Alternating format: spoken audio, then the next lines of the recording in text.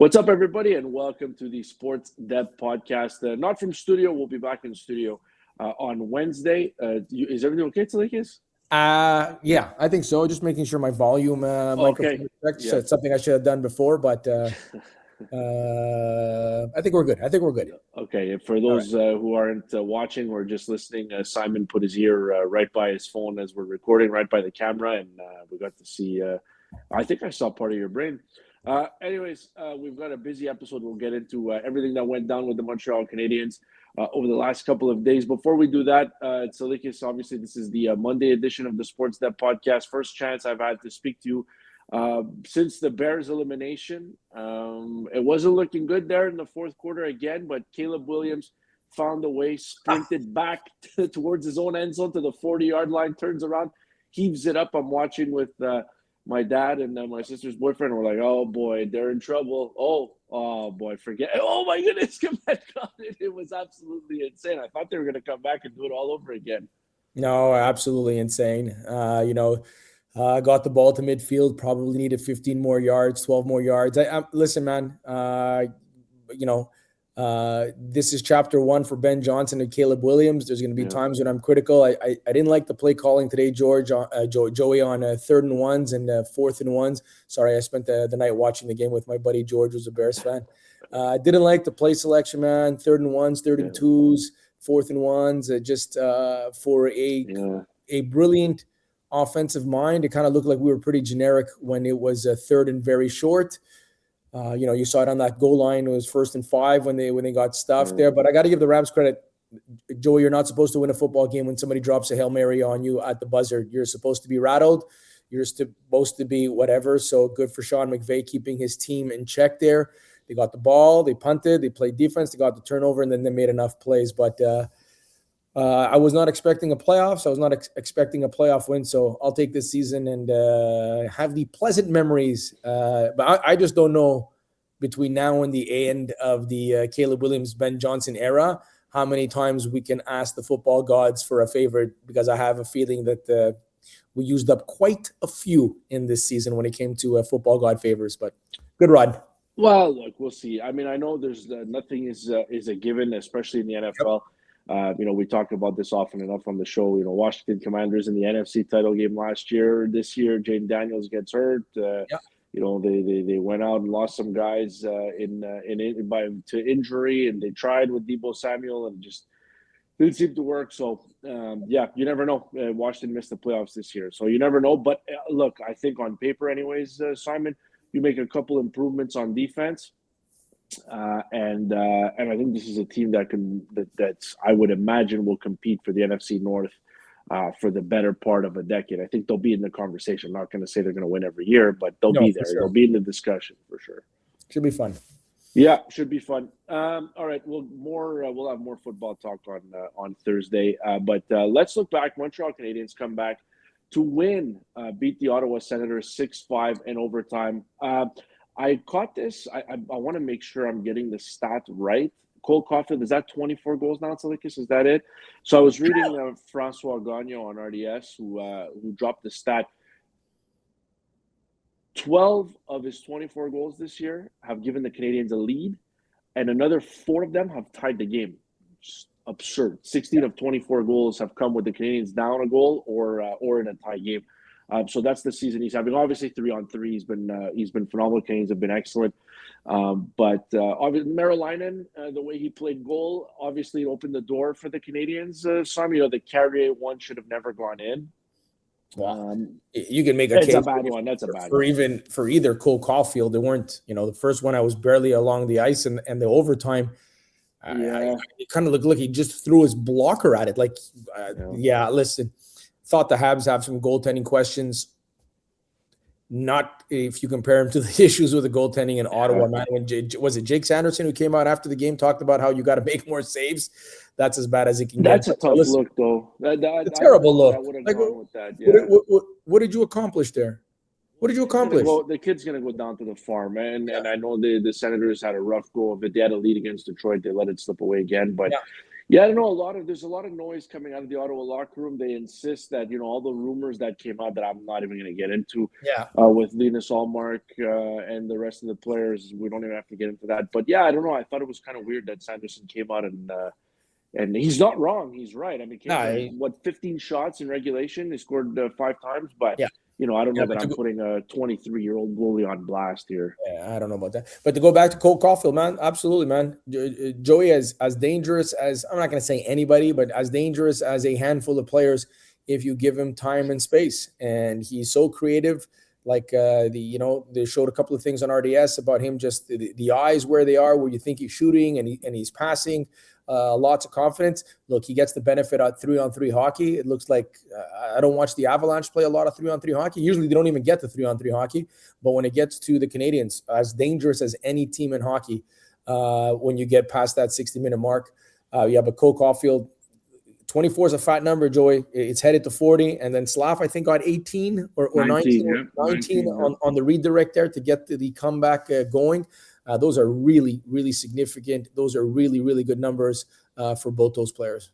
Yeah, and the points are huge. Obviously, you struggled in the week, lost to a couple of teams that you were battling with. Now they've got Minnesota on Tuesday night, and then I think they've got Buffalo and Boston. So, I mean, those are 2 teams in your division. Yeah. Minnesota. Got away here. I'm not going to say that it could have got away, but a lot 5-3 with 4 minutes left. That's a loss against Ottawa.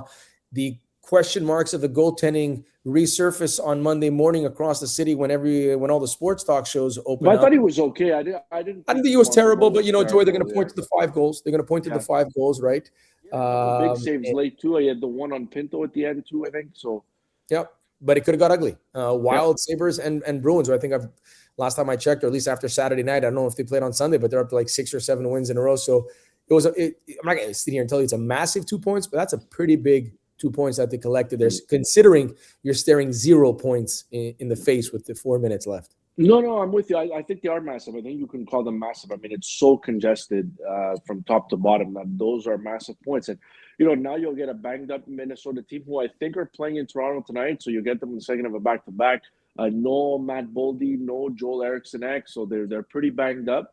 And so, you got to see. I know they made the big move. This is the first time Canes are going to get Minnesota since they made the big move for Quinn Hughes. But from a Montreal perspective, I know they're going to practice later on in the day today, and I guess we'll find out a little bit more. But there's some chatter that Kirby Dach might come back for this game, Simon, at some point this week. But I didn't necessarily want to go with the Kirby Dach. It was more I wanted to ask you this question because there's some guys on this team that are struggling. There's some guys that their hearts they want to, but the legs just don't follow. And I'm just curious. The question I had for you for today was, when a couple guys start coming back, like when Laine comes back, when Doc comes back, I think it's really easy to say, hey, Joe Veleno comes out, and then after that, I don't know. But I'm just curious, what do you think the role for Brendan Gallagher is going to be? Because I heard Marty St. Louis after the game talk about, Anderson and Gallagher played well with Dvorak, tried to put Danault there, see if you could rekindle something. I mean, they weren't great. I know Danault wins the face-off late, and it leads directly to a big goal. Again, it's happened a few times since the trade. But, I'm just wondering, do you think that the Canadiens, I don't want to say have the cojones, but do you think the Canadiens would actually do that to an alternate captain? Do you think Canadiens would put an alternate captain in the press box because he just can't follow? Do they call it load management? Is this something that you can foresee happening? You think it's a possibility? I think so. And I don't think it's a punishment or anything. I just think, when you look at the bottom 6, if Kirby Dach comes back and he doesn't bring it, if Patrick Laine comes back and he's not bringing anything at 5-on-5, then I think it gets easier. Patrick Laine is a guy that can sit. I'm not even certain, Joey, we see Patrick Laine play a game, maybe a game or two. I think, a quick salary dump just to ease the number of bodies on your bottom 6. I don't know how close Alex Newhook is back. Depending on who you read, it seems like it could be in April, and some would tell you that he'll be back in October when it matters again. So there are bodies coming back. You're absolutely right. Joe Veleno's the easy target for that. But they played him. Simon, what was interesting? Ottawa's a physical team, so I just thought to myself when I saw Evans back in, I was like, all right, they'll take out Veleno, put Evans in, and they'll leave Sammy Blais. They took Sammy Blais out, and look, it's not a controversy by any stretch. No. But they obviously value Joe Veleno quite a bit more than I think the average member of the population does. Yes, I think so. From a penalty killing role, and I kind of like him too. I like. He's a I useful think that player. like Brendan Gallagher is going to be forward, 12 or 13 on some nights, and if Kirby Dach is not bringing what they're expecting him to bring, he'll be that guy, and Laine will be that guy, and maybe even Phil Deneau will be that guy. Joey, there's no time here it's too congested.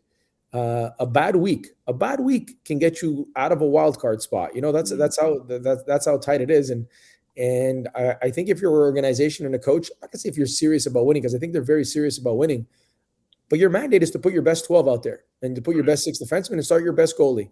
And right now you have to look at names like, maybe Bolduc can sit for a minute. Maybe, that's where I was going next. Yeah. That's where I was going next. So I thought he was better. I thought he was better against Ottawa, but that's a guy who got off to a really hot start, and then it's been a little more quiet. The play without the puck has been questionable as well. But this is still a really young player. Like the guy he got traded for just signed a 1-year, $850,000 contract for next year. You could bury that contract in the minors, eyes closed, without even batting an eyelash. You know what I mean? So it's not like he got traded for a sure thing either. But that was where I was going next. Like, Bolduc could be a guy to me that could sit, and I'm not worried about him long term. It's just, he's going to be a bottom 6 forward, and that's fine because I think he's a middle 6 guy, even though they tried him on the top line. But to me, it's going to be interesting how Marty St. Louis manages all of this, and I'm just curious because in hockey how it is, Simon. Like, the veterans get a lot of rope. So I wonder, how much rope is Brendan Gallagher going to get, especially because there's another year on his deal at $6.5 million. Well, and even Texier, Joey, there's been, but he's been good in the games that clearly, you're scoring a hat trick and you're doing all these things.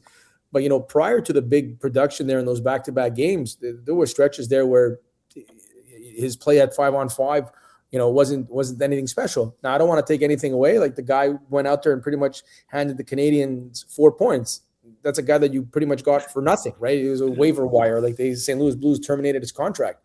Yeah. But him too, he's going to be pressed. That's the top line on the Montreal Canadiens. You're sitting 1 or 2 points behind the Lightning in the Atlantic Division. You go a stretch, Minnesota, Buffalo, Boston, and you're getting nothing from Texier. It doesn't mean you go from there to the rafters. But, okay, maybe Bolduc gets another shot. I don't think that happens. But Dach goes in that role. They start moving bodies around. But I don't think if you're Texier, I hope the young man doesn't have the mindset that he's locked in there on that top line or top 6, and he won't get shaken from that. No, not the case. He is on the clock like everybody else. Yeah, and look, there's 5 guys, Joey, that can go on a slump of a week, 2 weeks, 3 weeks. And that's Kapanen, Demidov, and Slav, and of course the guys on the top 2 lines. And I got to say this: Josh Anderson's play has been very good, and the goal production for a bottom 6 has been very good. He's bought himself a lot of rope, but everybody else, you're competing for. Look, if Jacky and Struble and these guys are competing for spots, it's different. Gallagher, like you mentioned, he's an A. He's been here forever. It's not the easiest thing in the world to do. But Joey, if you can't tell a player that, listen, catch your breath, man. Take a night off. Gather yourself. It's okay. This is not I'm going to slide somebody in. I'm going to slide that person out, and you're going to get back in. Mm-hmm. I know it's a difficult conversation to have. It's not a conversation I'd like to have, but I'm not getting paid $3-4 million a year to run the Canadiens. It's a tough conversation to have, but your mandate is to put your best lineup out there.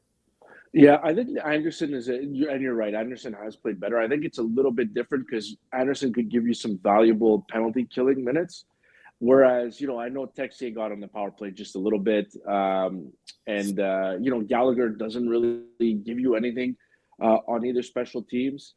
I'm trying to think. Bolduc, he can get on the power play and he's showing off the shot. But again, it's been a lot less effective. He's been a lot less effective offensively as of late. So, even on special teams value, it's a little bit difficult. But, that's why I'm curious to see because, the guys you're talking about, Deneau, now Evans is back. Joe Veleno, Josh Anderson, those guys all kill penalties. So I don't think they're necessarily coming out of the lineup if they're healthy. Veleno maybe now that Jake Evans is back. But, even then, I'm not sure. If it comes down to a guy who's going to play, 2 guys that are going to play under 10 minutes, and one of them is Joe Veleno, one of them is Brendan Gallagher, one of them is going to kill penalties, the other one's your alternate captain. I mean, there's going to be hard decisions. Although, we're not talking about, I'm talking about Joe. I like Joe Veleno. I don't think he's hard to take out of the lineup. But I think, to me, the Gallagher one is the one that's going to be most interesting, because do I think he should come out? Yeah, there's some nights I think he should come out. I don't think he should be sitting in the press box eating popcorn and drinking Coke every night. I think there's definitely a spot for him, and it's a very young team, as we know, and you need guys that have been in the trenches before. But to me, it's a condensed schedule, long regular season. I don't know. I'm just curious to know if they're going to go out there and do it. I think they will, but again, this is all assuming everybody's healthy at some point, because this is a team that they haven't been healthy. And, even if Kirby Dach comes back, even if Patrick Laine comes back, are these guys going to stay healthy the rest of the way? Are they going to, are they going to be able to play night in and night out? I don't know. I'm not 100% sure which way they would lean. But to me, I think it's going to be fascinating from the Gallagher perspective, because I do think that there's going to be times where they'll probably need him to sit, and I wouldn't be surprised if they asked him to sit. And, he is a team guy. He has been around for a long time. But, there is another year on this contract, and this contract has a no movement clause. So you want to buy him out this summer, that's one thing. But, to me, it's just he's a guy that's having a hard time keeping up. There's some nights where he's noticeable, but there's a lot of nights where you can tell he's kind of laboring out there. And listen, it's a credit to him, the way he played all those years. Like, it's hard for me to sit here and blame him. Nobody forced him. Nobody forced the Canadiens to give him that contract. But I think it's going to become a very delicate situation, because he's a warrior. He's a competitor. He wants to be out there. But there's some nights where he might just not have it. And honestly, sitting every once in a while might not even be a bad thing for him.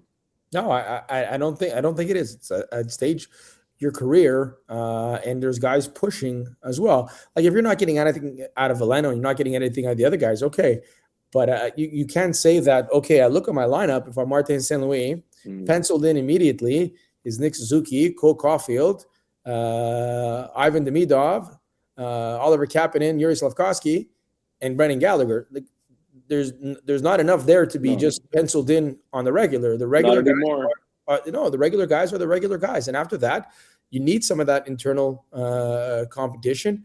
And if the guy needs a breather, he's going to get a nice breather, because the Olympic break is going to help players like Brendan Gallagher and guys that are on, that point of their careers.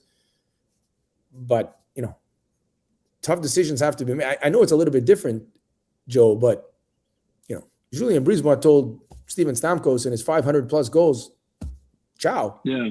I know it's different. This guy's still around, right? Like, it's for sure. I get that, but you got to deal with what is that? That's a two-time Stanley Cup champion. That's a first ballot Hall of Famer. And then they said, okay, I know it's the off season, but I'm not saying to part ways with Brendan Gallagher. It's okay to sit on a Tuesday against Minnesota Hurricanes or whoever they're playing. Yeah, I think that's got to be par for the course here, right? I think that should be par for the course right now.